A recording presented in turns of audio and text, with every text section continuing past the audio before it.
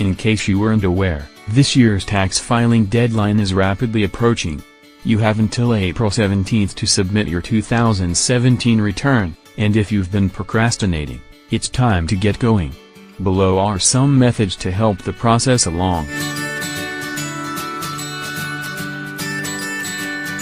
Though itemizing on the tax return is more involved than claiming the standard deduction, it could pay off.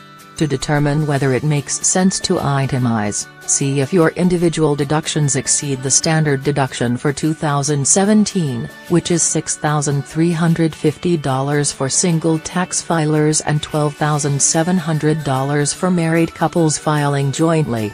Keep in mind that these numbers have nearly doubled for the 2018 tax year, which means that even if you itemize on your 2017 return, you might not opt to do so going forward. If you do decide to itemize on your 2017 tax return, you'll need to do a solid job of calculating your deductions rather than guessing at them. Otherwise, you risk raising a red flag with the IRS.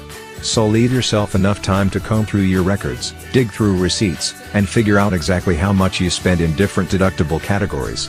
Round numbers tend to look suspicious to the IRS, so if you think you racked up $5,000 in eligible medical costs but aren't sure, you're better off calculating the total precisely rather than going with a number that's almost too round to be true. If you're a salaried worker with no other income, then reporting your earnings is pretty easy. Those who receive income from various sources, however, whether it be freelance work or investments, tend to run into trouble when they neglect to report all of their earnings. So here's a firm but friendly warning: you're required to list all income you received last year on your tax return, and if you fail to do so, you're more likely to get audited.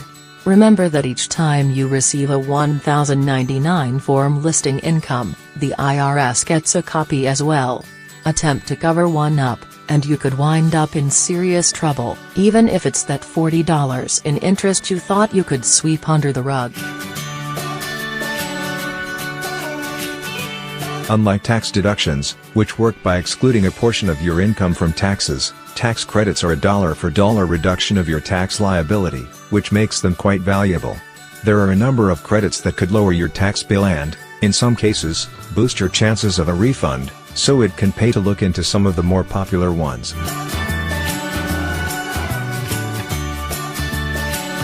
For example, the Earned Income Tax Credit could save you up to $6,318 on last year's return depending on your income and number of qualifying dependents in your household. Meanwhile, the Child Tax Credit gives you $1,000 back for each child in your household under the age of 17, provided your earnings aren't too high. This credit has been expanded for the 2018 tax year to include higher earners. It has also doubled in value. There are also tax credits available for students and their families, so do your research and see how much money you can eke out. 5. Check your return thoroughly for errors. If you've yet to file your tax return at this point, you're inevitably feeling a time crunch. But that shouldn't stop you from reviewing your return thoroughly. Fail to catch key errors, and you could wind up being audited or having your tax return rejected outright.